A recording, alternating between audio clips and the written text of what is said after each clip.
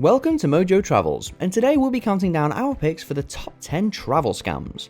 Are you a fan of our videos? Be sure to subscribe to Mojo Travels and ring the bell to be notified about our latest videos.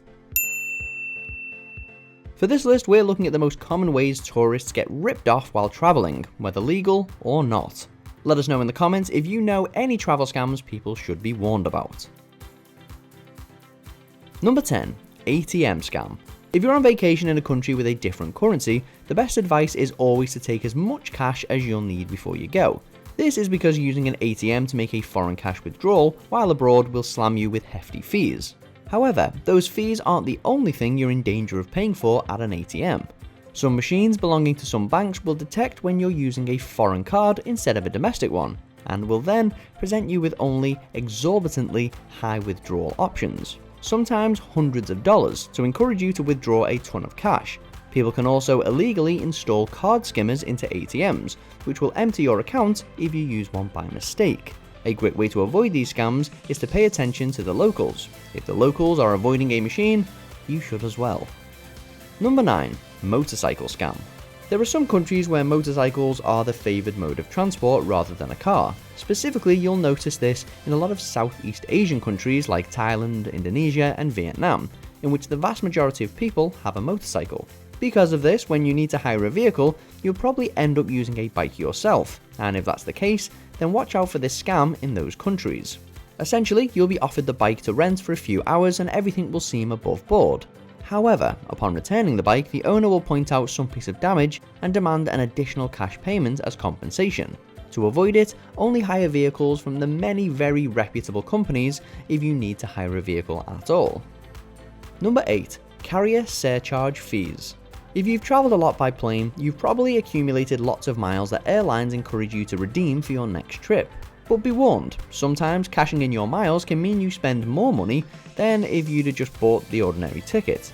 That's because airlines will jump at the opportunity to hit you with carrier surcharges, which the companies claim is simply the cost of the fuel for the passenger's journey. Sometimes these surcharges can be hundreds of dollars, more than the cost of a cheap ticket. The best way to avoid this is to simply know ahead of time which airlines charge fees and which don't. There are many that don't, especially in the United States, though a lot are small regional airlines that may not get you where you want to go. Number 7. Minibar.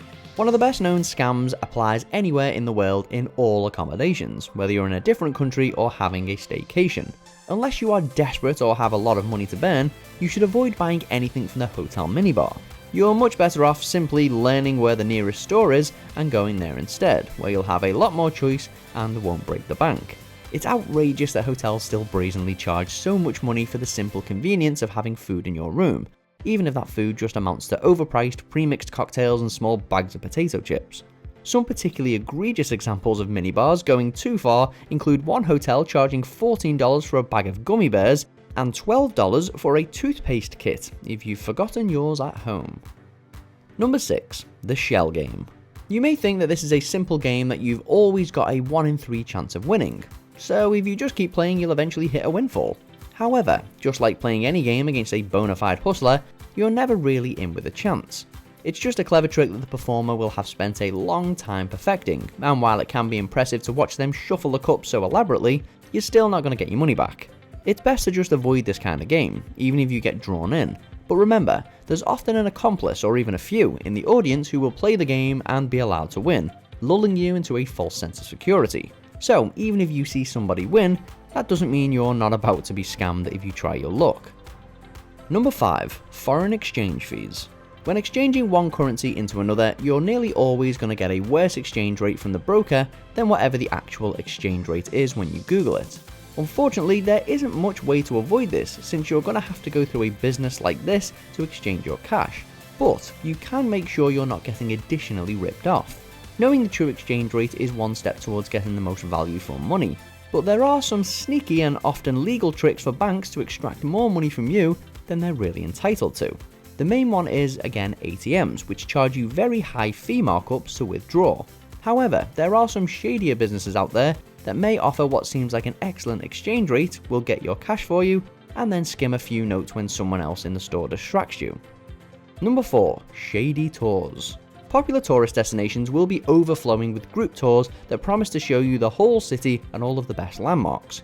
Booking a tour can absolutely be a great way to get your bearings and learn the history of a place you're visiting, but only if you're sure it's a reputable tour company.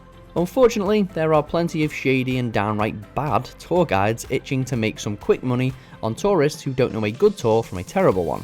The best way to deal with this is by booking your tours ahead of time from a legitimate company with good reviews.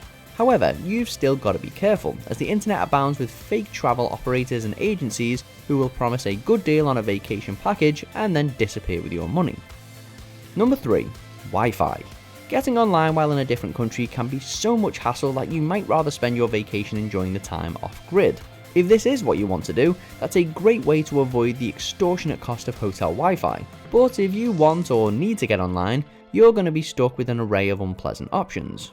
You could suck up the cost and use data roaming, you could head to an internet cafe depending on where you are, or you could pay to access the Wi-Fi network in your hotel. There have been stories of hotels charging hundreds of dollars for Wi-Fi access, while elsewhere you might be paying each day the same amount you'd pay your actual ISP for a whole month of broadband. It may be worth investing in a cellular hotspot if you're still traveling domestically. In another country, going off-grid could be the solution to avoid roaming charges. Number 2. Taxis. Even if you've lived somewhere your whole life, you could still be at risk of getting ripped off by a taxi driver if you're not careful. If you're abroad though, you likely won't have your own car, especially if you flew. And you may not want to rent one, which means taxis, if rideshare companies aren't available, are your only option for getting somewhere quickly. No matter where you are in the world, the first stop for not getting scammed is to know how much the fare is likely to be.